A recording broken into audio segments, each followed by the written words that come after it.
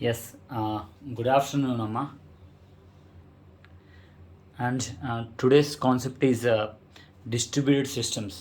So unit 1లో మీకు అంటే cluster subject distributed systems.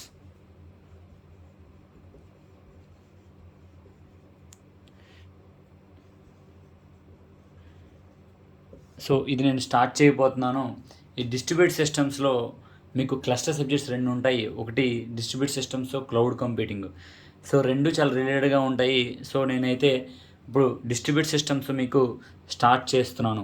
So distributed systems మీకు స్టార్ట్ చేయక ముందు అసలు మీకు ఒక కాన్సెప్ట్ గురించి చెప్పాలి. ఆ కాన్సెప్ట్ పేరు డిస్ట్రిబ్యూటెడ్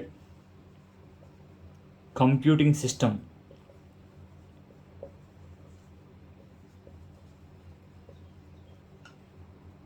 ఎందుకు డిస్ట్రిబ్యూటెడ్ కంప్యూటింగ్ సిస్టమ్ చెప్పాలి అంటే, అసలు డిస్ట్రిబ్యూటెడ్ సిస్టమ్స్ అంటే ఏంటి, అసలు అది ఎప్పుడైనా మనం చూసామా, విన్నామా అనేది తెలుసుకోవాలి అనుకుంటే ముందు మనం డిస్ట్రిబ్యూటెడ్ కంప్యూటర్ సిస్టమ్స్ గురించి మనం మాట్లాడుకోవాలి.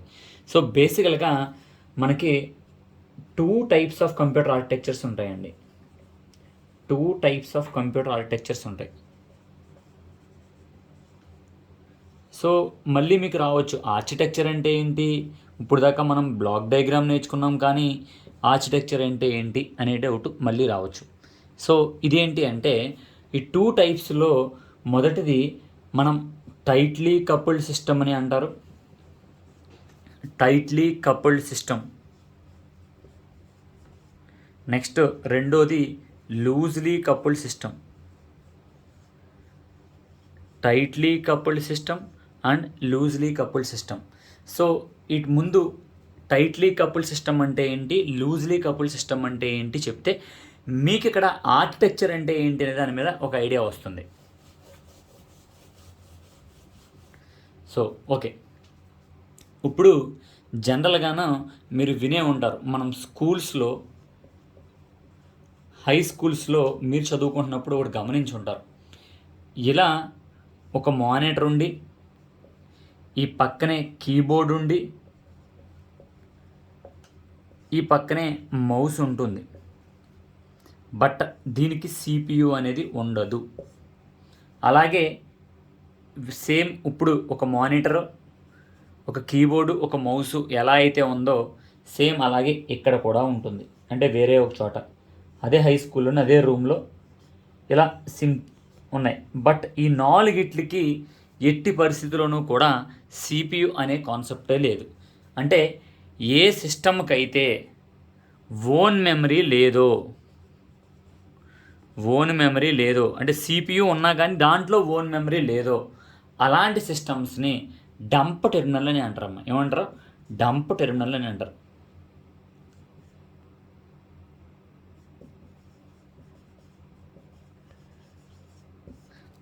సో ఇప్పుడు అసలు ఈ కాన్సెప్ట్ ఎందుకు చెప్పాల్సి వచ్చింది అంటే, బేసికల్గా ఇక్కడ 4 సిస్టమ్స్ ఉన్నాయి. బట్ 4 సిస్టమ్స్కి 4 కీబోర్డ్స్, 4 మౌసులు ఉన్నాయి. బట్ వాటికి ఓన్ మెమరీ అనేది లేదు. ఇప్పుడు ఈ సిస్టంలో ఇక్కడ కూర్చున్న అబ్బాయి కావచ్చు, అమ్మాయి కావచ్చు, x=2 అని కీబోర్డ్ ద్వారా కనుక టైప్ చేస్తే ఈ x=2 ఇందులో స్టోర్ అవ్వదు. ఎందులో స్టోర్ అవుతుందండి? ఈ 4గిట్లకి కామన్గా ఎక్కడో ఒక చోట ఒక మెయిన్ మెమరీ ఉంది. మెయిన్ మెమరీ కామన్గా. ఎప్పుడైతే ఇతను x=2 అని టైప్ చేశాడో ఆటోమేటిక్గా మనకి ఈ టైప్ చేసింది ఈ మెయిన్ మెమరీలో స్టోర్ అవుతుంది. ఎందుకంటే this terminal doesn't have own memory. So ఎలా సేవ్ అవుతుంది అంటే, ఇవన్నీ సిస్టమ్స్ కూడా ఈ మెయిన్ మెమరీకి కనెక్ట్ అయ్యి ఉంటాయి. సో ఓకే, ఇక్కడ కూర్చున్న అబ్బాయి x=2 అని టైప్ చేయగానే అది మెయిన్ మెమరీలో స్టోర్ అయింది. సో ఇప్పుడు ఈ x=2 అనే వాల్యూని, ఈ 2 అనే ఒక డేటాని ఇతనో షేర్ చేసుకోవచ్చు, ఇతనో షేర్ చేసుకోవచ్చు, ఇతనో షేర్ చేసుకోవచ్చు. రీజన్ ఏంటి అంటే ఈ నలుగురు కూడా కామన్గా ఒకే ఒక మెమరీని యాక్సెస్ చేసుకుంటున్నారు, వాడుకుంటున్నారు కాబట్టి. ఓకేనా? ఎలాంటి విధానాన్ని అంటే ఒకే ఒక మెయిన్ మెమరీ ఉంది, అంటే ఒకే ఒక మెమరీ యూనిట్ ఉంది. ఆ మెమరీ యూనిట్ని రకరకాల డంప్ టెర్మినల్స్ కనుక వాడుకుంటే అలాంటి సిస్టమ్ని అంటే ఈ యొక్క విధానాన్ని, ఈ యొక్క ఆర్కిటెక్చర్ని, ఈ యొక్క డయాగ్రామ్ విధానాన్ని మనం we called as tightly coupled system. Okay, ఇది మనం ఎలా అయితే ఎగ్జామ్లో వేయలేము, కానీ ఎగ్జామ్లో ఎలా వేయాలి అనేది మీకు చెప్తున్నాను. సో చూడండి, ఇందాక మీకు మానిటర్ సింబల్ వేశాను, ఇప్పుడు CPU అని రాశాను. సో ఆల్ దిస్ బట్ ఈ CPUలో ఎక్కడా కూడా మెయిన్ మెమరీ లేదు. ఇందాక మీకు చెప్పాను, CPUలు ఉన్నా కానీ మెయిన్ మెమరీలు ఉండవు, అంటే దాచుకునే శక్తి దానికి లేదు. It doesn't have any memory unit in the CPU. So same అలాగే ఇలా ఒక మానిటర్, ఒక కీబోర్డు, ఒక మౌసు, ఇలా 4 ఉన్నాయి. సో ఇవి 4 కలిపి ఒక కామన్గా కనెక్ట్ అయ్యి ఉన్నాయి, అంటే ఇలాగా దీనికి కనెక్ట్ అయ్యి ఉంది. సో మధ్యలో ఇంటర్ కనెక్టెడ్ హార్డ్వేర్ ఏంటి అంటే ఇది ఈ యొక్క కేబుల్ అమ్మ, ఇది ఒక కేబుల్. ఈ 4 సిస్టమ్లని కనెక్ట్ చేయడానికి వాడిన కేబుల్. సో ఈ 4 సిస్టమ్లకి ఒకటే కామన్ ఫీచర్ ఉంది, they doesn't have its own memory. So ఇప్పుడు ఈ 4 సిస్టంలో యాక్సెస్ చేసుకోవడానికి ఒక చోట షేర్డ్ మెమరీ కనెక్ట్ చేసి ఉంటుంది సార్. షేర్డ్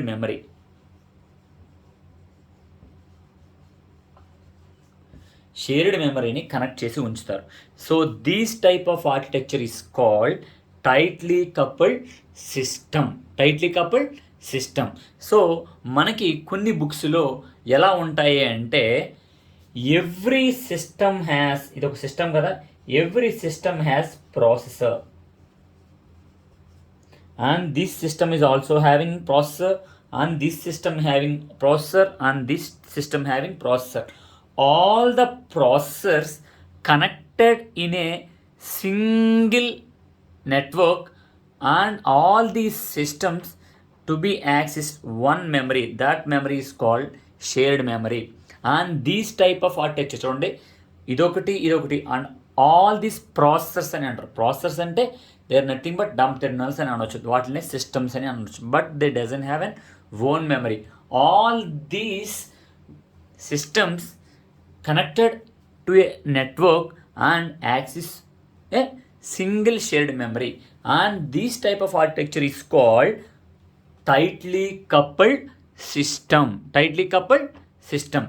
సో నెక్స్ట్ వచ్చేది లూజ్లీ కపుల్డ్ సిస్టమ్ అంటే ఏంటి? సో లూజ్లీ కపుల్డ్ సిస్టమ్ అంటే ఏంటి అంటే, and this is a monitor and this is this is a CPU and this is a keyboard and this is a mouse and this is a monitor and this is a CPU and it having a keyboard, it having a mouse and this is a monitor and this is an CPU having keyboard, mouse and this is a monitor having CPU having keyboard having a mouse. So ఇక్కడ ఇందాక మీకు చెప్పినట్టు tightly కపుల్డ్కి loosely కపుల్డ్కి difference ఏంటి అంటే, this CPU has own memory, this CPU has own memory, this CPU has own memory, this CPU has own memory. So ఇందాక మీకు ఏం చెప్పాను అంటే, ఒక సిస్టంలో x ఈజ్ ఈక్వల్ టు 2 అని టైప్ చేస్తే అన్ని సిస్టమ్స్కి ఓన్ మెమరీ లేదు కాబట్టి ఇవన్నీ కూడా ఆ x ఈజ్ ఈక్వల్ టు 2 అనేది ఒక చోటే స్టోర్ అవుతుంది అని చెప్పాను. సో ఇక్కడైతే all the CPUs has own memory. So but అవన్నీ కూడా all the systems are connected to an network, common network, ఒక నెట్వర్క్కి కనెక్ట్ అయ్యి ఉన్నాయి. ఇప్పుడు ఇక్కడ కూర్చుంటున్న అబ్బాయి కనుక ఎక్స్ ఈజ్ ఈక్వల్ టు 2 అని ఇక్కడ టైప్ చేస్తే ఇక్కడ ఉండే 1, 2, 3 ఈ 3 సిస్టమ్స్లో ఉండే వ్యక్తులు ఈ ఎక్స్ ఈజ్ ఈక్వల్ టు 2ని యాక్సెస్ చేసుకోలేరు. రీజన్ ఏంటి అంటే ఇక్కడ ఎక్స్ ఈజ్ ఈక్వల్ టు 2 తన ఓన్ సిపియులో మాత్రమే స్టోర్ అయి ఉంటుంది. So this type of architecture is called loosely coupled architecture. So ఏం చేయాలి అంటే every processor has its own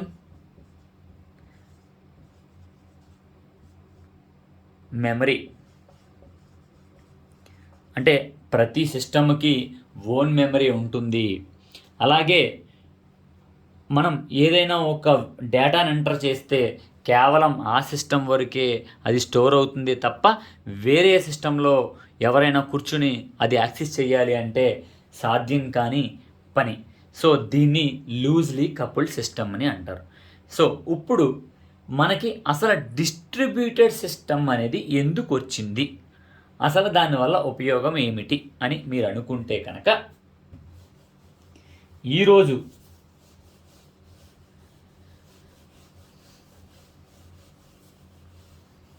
ఇప్పుడు ఎంఎన్సి కంపెనీస్ ఉన్నాయి, మల్టీనేషనల్ కంపెనీస్. ఇప్పుడు ఈ మల్టీనేషనల్ కంపెనీస్ గురించి మనం మాట్లాడుకోవాలి అంటే సో వాళ్ళకి మల్టీ ప్రోగ్రామింగ్ ఉంటుందండి. అంటే ఏదైనా సాఫ్ట్వేర్ కనిపెట్టడం కానీ లేకపోతే ఏదైనా సాఫ్ట్వేర్ తయారు చేయడం కానీ ఉంటుంది. సో ప్రోగ్రామింగ్ కోడ్ చాలా ఉంటుంది. ఈ మల్టీనేషనల్ కంపెనీలో కొన్ని వేల మంది ఎంప్లాయీస్ కూడా ఉంటారు, థౌజండ్స్ ఆఫ్ ఎంప్లాయీస్ కూడా ఉంటారు. సో వాళ్ళందరూ కూడా కష్టపడితేనే ఒక కోడ్ అనేది వస్తుంది, ఒక సాఫ్ట్వేర్ అనేది తయారు చేయబడుతుంది. సో ఈ వేల మందికి ఒక్కొక్కరి దగ్గర ఒక్కొక్క కంప్యూటర్ కూడా ఉంటుంది. సో ఎప్పుడైతే ఈ వేల మంది ఒకేసారి సైమల్టేనియస్గా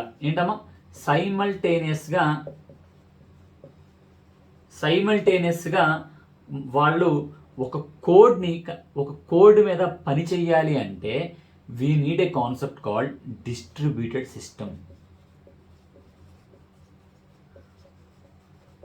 అంటే సింపుల్గా చెప్పాలి అంటే ఒక పనిని రకరకాలుగా విడగొట్టి రకరకాలుగా చేయించుకోవాలి అనుకుంటే అలాంటి విధానాన్ని we called as distributed systems అని అంటారు.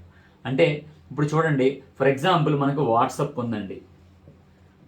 ఉంది. సో వాట్సాప్ అనేది ఒకటే software, but common it's an only one software. But దాన్ని కొన్ని లక్షల కోట్ల మంది మొబైల్లో డౌన్లోడ్ చేసి వాడుకుంటూ ఉంటారు. అంటే ఇక్కడ సేమ్ డేటా చాలా మొబైల్స్లో డిస్ట్రిబ్యూట్ అవుతుంది. అలాగే ఇక్కడ కూడా ఒకటే కోడ్, ఒకటే వర్క్ చాలా రకరకాల సిస్టమ్స్లో మనం ఓపెన్ చేస్తున్నాము, పని చేస్తున్నాము, మళ్ళీ సబ్మిట్ చేస్తే ఆ యొక్క మెయిన్ మెమరీలోనే సబ్మిట్ అయిపోతుంది. సో ఇలా ఉంటి కాన్సెప్ట్స్ గురించి మనం చదువుకోవాలి. కాబట్టి ఇప్పుడు మనం డిస్ట్రిబ్యూట్ సిస్టమ్స్ అనేది నేర్చుకుంటూ ఉంటున్నాం. సో ఇప్పుడు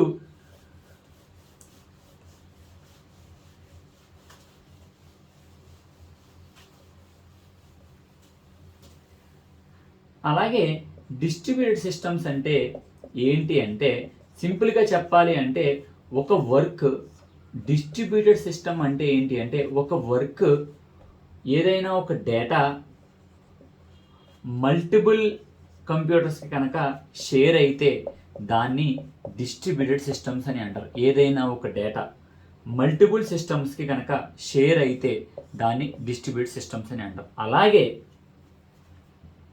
ఇక్కడెక్కడో ప్రింటర్ ఉందండి.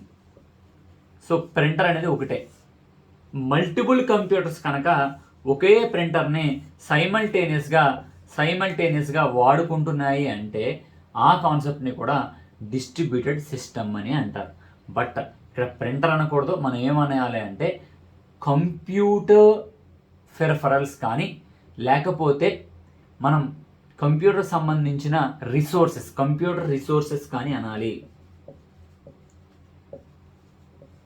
సో మనం చూస్తాం ఒక కంప్యూటర్ మనం నెట్ సెంటర్లో చూస్తే రకరకాల కంప్యూటర్స్ ఉంటాయి, బట్ కామన్గా ఒకే ప్రింటర్ ఉంటుంది. అంటే all these computers use only one resource simultaneously, అంటే ఒకదాని తర్వాత ఒకటి మనం చూస్తూ ఉంటాం. ఇలాంటి కాన్సెప్ట్ని we called as distributed systems. ఠీకే, వినండి అమ్మా.